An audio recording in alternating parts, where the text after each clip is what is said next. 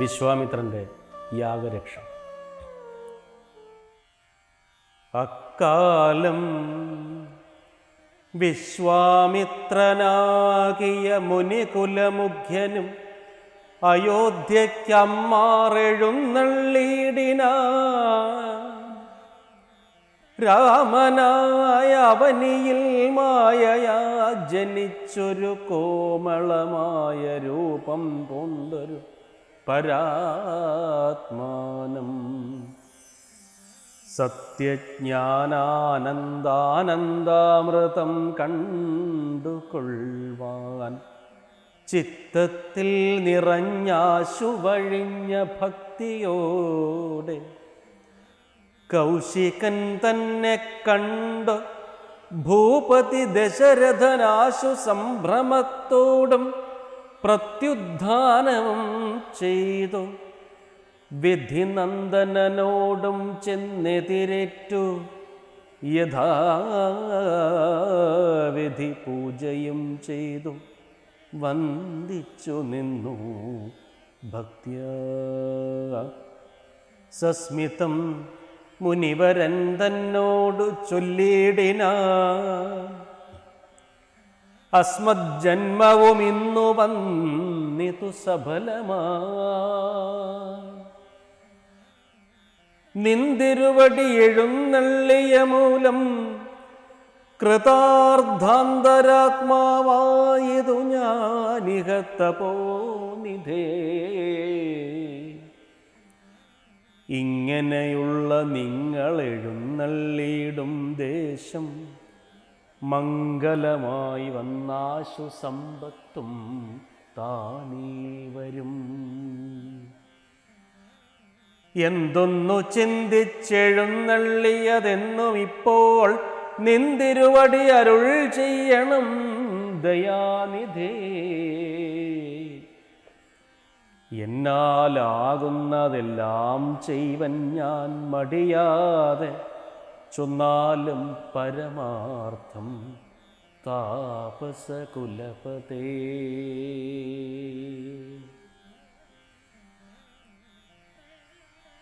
വിശ്വാമിത്രനും പ്രീതനായ അരുൾ ചെയ്തിടിനാൻ.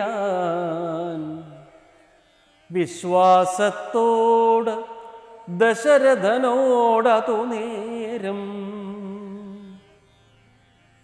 ഞാൻ അമാവാസ്യതോറും പിതൃദേവാദികളെ ധ്യാനിച്ചു ചെയ്തിടുന്ന ഹോമത്തെ മുടക്കുന്നോ മരീച സുബാഹുമുഖ്യന്മാരാം നക്തഞ്ചരന്മാരിരുവരും അനുചരന്മാരായുള്ളോരും. അവരെ നിഗ്രഹിച്ചു യാഗത്തെ രക്ഷിപ്പാനായി അവനീപതേ രാമദേവനെ അയക്കണം. അവരെ നിഗ്രഹിച്ചു യാഗത്തെ രക്ഷിപ്പാനായി അവനീപതേ രാമദേവനെ അയക്കേണം.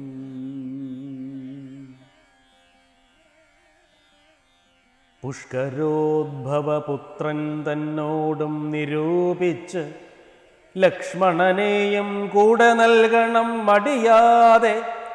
നല്ലതു വന്നിടുക നിനക്കു മഹീപതേ കല്യാണമതേ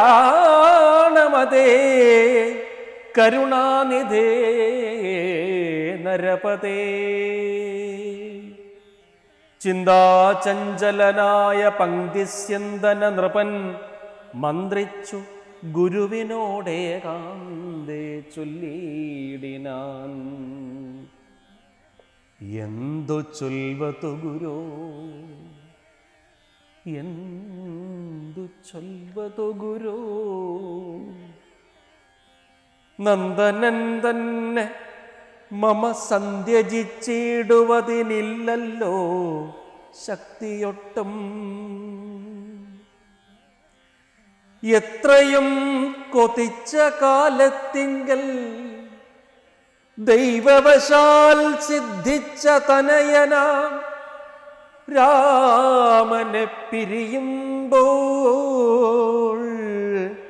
നിർണയം മരിക്കും ഞാൻ, നിർണയം മരിക്കും ഞാൻ. രാമനെ പിരിയുമ്പോൾ നിർണയം മരിക്കും ഞാൻ. രാമന് നൽകിയിടാഞ്ഞാൽ അന്വയനാശം കൂടെ വരുത്തും വിശ്വാമിത്രൻ. എന്തൊന്നു നല്ലതിപ്പോളെന്നു നിന്തിരുവടി ചിന്തിച്ച് തിരിച്ചരുളി ചെയ്തിടുക വേണം. എങ്കിലോ ദേവഗുഹ്യം കേട്ടാലും അതിഗോപ്യം, സങ്കടമുണ്ടാകേണ്ട സന്തതം ധരാപതേ. മാനുഷനല്ല രാമൻ മാനവശിഖാമണേ, മാനമില്ലാത പരമാത്മാവു സദാനന്ദൻ. പത്മസംഭവൻ മുന്നം പ്രാർത്ഥിക്കമൂലമായി, പത്മലോചനൻ ഭൂമിഭാരത്തെ കളവാനായി. നിന്നുടെ തനയനായി കൗസല്യാദേവി തന്നിൽ വന്നവതരിച്ചിതു വൈകുണ്ഠൻ നാരായണൻ.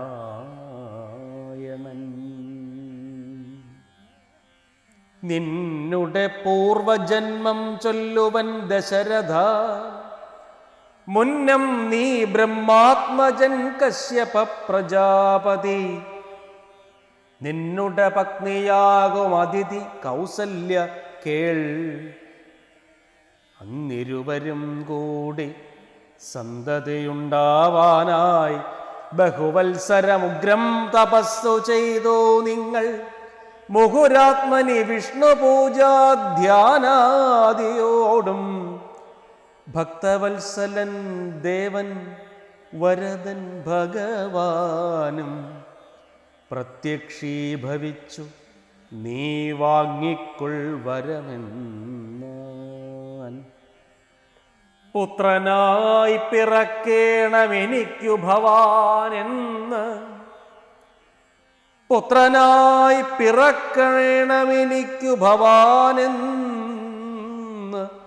സത്വരമപേക്ഷിച്ച കാരണം ഇന്നു നാഥൻ പുത്രനായി പിറന്നിത് രാമനെന്നറിഞ്ഞാലും. പൃഥ്വീന്ദ്ര ശേഷൻ തന്നെ ലക്ഷ്മണനാകുന്നതും ശംഖചക്രങ്ങളല്ലോ ഭരത ശത്രുഘ്നന്മാർ. ശങ്ക കൈവിട്ടു കേട്ടുകൊണ്ടാലും ഇനിയും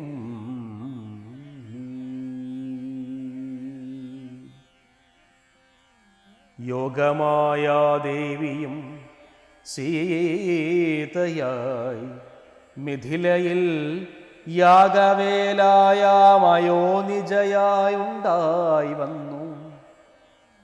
ആഗതനായാൻ വിശ്വാമിത്രനും അവർ തമ്മിൽ യോഗം കൂടിയിടുവതിനെന്നറിഞ്ഞിടണം നീ. എത്രയും ഗുഹ്യമിതു വക്തവ്യമല്ല താനും. പുത്രനെ കൂടെ അയച്ചിടുക മടിയാതെ.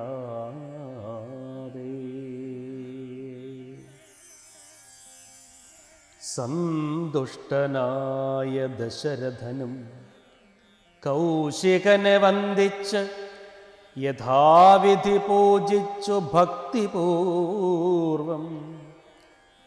രാമലക്ഷ്മണന്മാരെ കൊണ്ടുപോയിക്കൊണ്ടാലുമെന്ന് ആമോദം കൊണ്ടു നൽകി ഭൂപതി പുത്രന്മാരെ. വരിക രാമാ രാമാ ലക്ഷ്മണ വരികയെന്നരികെ ചേർത്ത് മാറിലണച്ച് ഗാഠം ഗാഠം പുണർന്നുടൻ മുകർന്നു ശിരസിങ്കൽ. ഗുണങ്ങൾ വരുവാനായി പോവിൻ എന്നുര ചെയ്താൻ. ജനകജനനിമാർ ചരണാംബുജം കൂപ്പി മുനിനായകൻ ഗുരുപാദവും വന്ദിച്ചുടൻ വിശ്വാമിത്രനെ ചെന്നു വന്ദിച്ചു കുമാരന്മാർ. വിശ്വരക്ഷാർത്ഥം പരിഗ്രഹിച്ചു മുനീന്ദ്രനും. ചാപതൂണീരബാണഖഡ്ഗപാണികളായ ഭൂപതി കുമാരന്മാരോടും കൗശികമുനി യാത്രയുമയപ്പിച്ചാരാശീർവാദങ്ങളും ചൊല്ലി തീർത്ഥപാദന്മാരോടും നടന്നു വിശ്വാമിത്രൻ. മന്ദം പോയി ചില ദേശം കടന്നോരനന്തരം മന്ദഹാസവും ചെയ്തിട്ടരുളി ചെയ്തു മുനി. രാമ രാഘവ രാമ ലക്ഷ്മണകുമാര കേൾ, കോമളന്മാരായുള്ള ബാലന്മാരല്ലോ നിങ്ങൾ. ദാഹമെന്തെന്നും വിശപ്പെന്തെന്നും അറിയാത്ത ദേഹങ്ങളല്ലോ മുന്നം നിങ്ങൾക്കെന്നതുമൂലം. ദാഹവും വിശപ്പുമുണ്ടാകാതെ ഇരിപ്പാനായി മാഹാത്മ്യമേറുന്നൊരു വിദ്യകൾ ഇവ രണ്ടും ബാലവാന്മാരെ നിങ്ങൾ പഠിച്ചു ജപിച്ചാലും ബലയും പുനരാതിബലയും മടിയാതെ. ദേവനിർമ്മിതകളീ വിദ്യകളെന്ന് രാമദേവനും അനുജനും ഉപദേശിച്ചു മുനി. ക്ഷുത്പിപാസാദികളും തീർന്നു ബാലന്മാരുമായി അപ്പോഴേ ഗംഗ കടന്നിടിനാൻ വിശ്വാമിത്രൻ. തടകാവനം പ്രാപിച്ചിടിനോരനന്തരം ഗൂഢസ്മേരവും പൂണ്ടു പറഞ്ഞു വിശ്വാമിത്രൻ. രാഘവ സത്യപരാക്രമവാരിധേ രാമ, പോകുമാറില്ലീ വഴിയാരുമേ ഇതുകാലം. കാടിതു കണ്ടായോ നീ കാമരൂപിണിയായ താടകാഭയങ്കരി വാണീടും ദേശമല്ലോ. അവളെ പേടിച്ചാരും നേർവഴി നടപ്പീല. ഭുവനവാസി ജനം ഭുവനേശ്വര പോറ്റി. കൊല്ലണം ഇവളെ നീ വല്ല ജാതിയും അതിനില്ലൊരു ദോഷമെന്നു മാമുനി പറഞ്ഞപ്പോൾ മെല്ലവേ ഒരു ചെറുഞാണൊലി ചെയ്തു രാമൻ. എല്ലാ ലോകവും ഒന്നു വിറച്ച മെല്ലവേ ഒരു ചെറുഞാണൊലി ചെയ്തു രാമൻ. എല്ലാ ലോകവും ഒന്നു വിറച്ചിതതു നേരം ചെറുഞാണൊലി കേട്ടു കോപിച്ചു നിശാചരി പെരുകെ വേഗത്തോടും അടുത്തു ഭക്ഷിപ്പാനായി. അന്നേരം ഒരു ശരമയച്ചു രാഘവനും ചെന്നു താടകമാറിൽ കൊണ്ടിതു രാമബാണം. പാരതിൽ മല ചിറകറ്റു വീണതുപോലെ ഘോരരൂപിണിയായ താടക വീണാളല്ലോ. സ്വർണരത്നാഭരണഭൂഷിത ഗാത്രിയായി സുന്ദരിയായ യക്ഷി തന്നെയും കാണായി വന്നു. ശാപത്താൽ നക്തഞ്ചരിയായൊരു യക്ഷിതാനും പ്രാപിച്ചു ദേവലോകം രാമദേവാനുജ്ഞയാ. കൗശികമുനീന്ദ്രനും ദിവ്യാസ്ത്രങ്ങളെയെല്ലാം ആശു രാഘവനുപദേശിച്ചു സലക്ഷ്മണം. നിർമ്മലന്മാരാം കുമാരന്മാരും മുനീന്ദ്രനും രമ്യകാനന നേത്ര നിർമ്മലന്മാരാം കുമാരന്മാരും മുനീന്ദ്രനും രമ്യകാനനെ തത്ര വസിച്ചു കാമ്യാശ്രമേ. രാത്രിയും പിന്നിട്ടവർ സന്ധ്യാവന്ദനം ചെയ്തു യാത്രയും തുടങ്ങിനാരാസ്തയ പുലർകാലേ. പൊക്കിതു സിദ്ധാശ്രമം വിശ്വാമിത്രനും മുനിമുഖ്യന്മാരെ തിരേറ്റു വന്ദിച്ചാരതു നേരം. രാമലക്ഷ്മണന്മാരും വന്ദിച്ചു മുനികളെ പ്രേമം ഉൾക്കൊണ്ടു മുനിമാരും സൽക്കാരം ചെയ്താർ. വിശ്രമിച്ചനന്തരം രാഘവൻ തിരുവടി വിശ്വാമിത്രനെ നോക്കി പ്രീതി പൂണ്ടരുൾ ചെയ്തു. താപസോത്തമ ഭവാൻ ദീക്ഷിക്കയാഗമിനി താപം കൂടാതെ രക്ഷിച്ചിടുവനേതു ചെയ്തും. ദുഷ്ടരാം നിശാചരേന്ദ്രന്മാരെ കാട്ടിത്തന്നാൽ നഷ്ടമാക്കുവൻ ബാണം കൊണ്ടു ഞാൻ തപോനിധേ.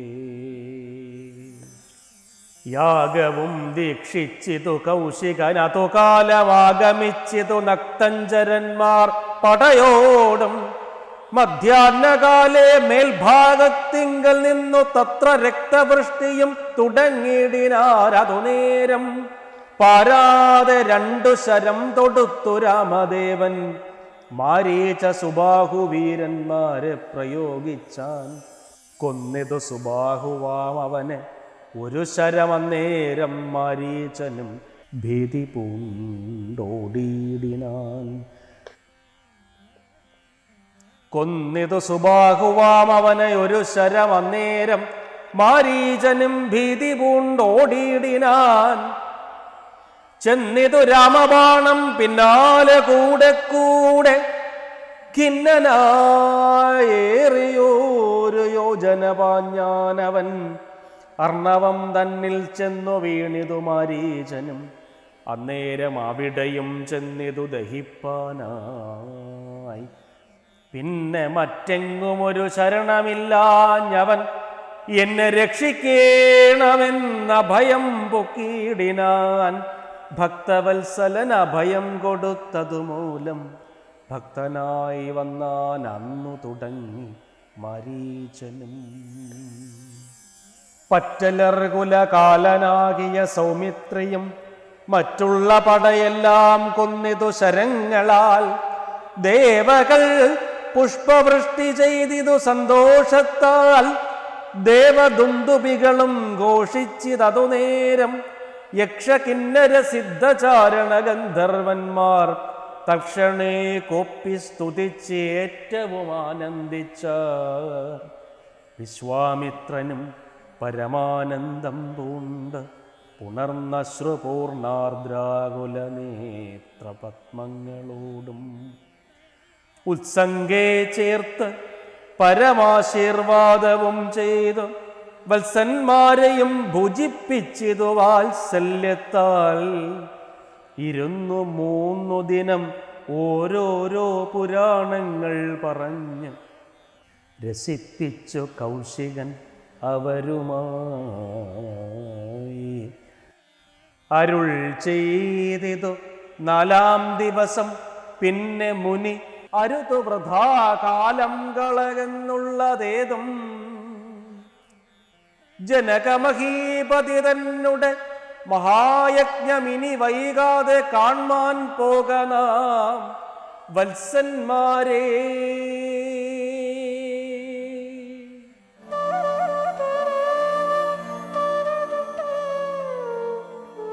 ഏറ്റവും മനോഹരമായ മറ്റൊരു ഭാഗമാണ് ഇപ്പോൾ അവതരിപ്പിച്ചത്. വിശ്വാമിത്രൻ്റെ യാഗരക്ഷ. വിശ്വാമിത്രൻ ഒരു ദിവസം ദശരഥൻ്റെ കൊട്ടാരത്തിൽ വന്ന് ഒരു കാര്യം ആവശ്യപ്പെടുന്നു. അപ്പോൾ ദശരഥൻ പറയുന്നു, എന്ത് പറഞ്ഞാലും അങ്ങ് പറഞ്ഞാൽ ഞാൻ ചെയ്തു തരും. കാരണം മുനീശ്വരന്മാരുടെ അനുഗ്രഹം കൊണ്ടാണല്ലോ ഞങ്ങളൊക്കെ നിലനിൽക്കുന്നത് എന്ന് പറഞ്ഞ് കാൽക്കൽ വീണ് നമസ്കരിക്കുമ്പോൾ പറയുന്നുണ്ട്, ഞാൻ അമാവാസി നാളുകൾ തോറും പിതൃക്കൾക്ക് വേണ്ടി യാഗം നടത്താറുണ്ട്.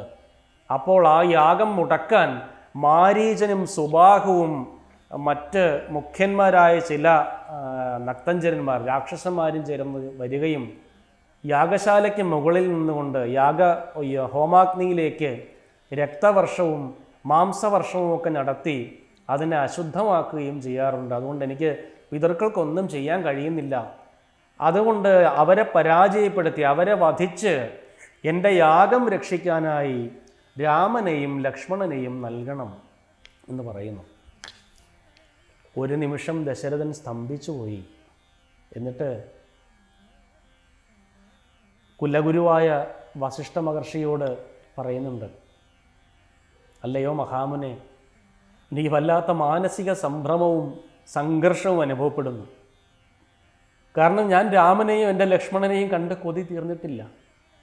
എത്ര കാലം ആശിച്ചാണ് എനിക്ക് കുഞ്ഞുങ്ങളെ കിട്ടിയത്.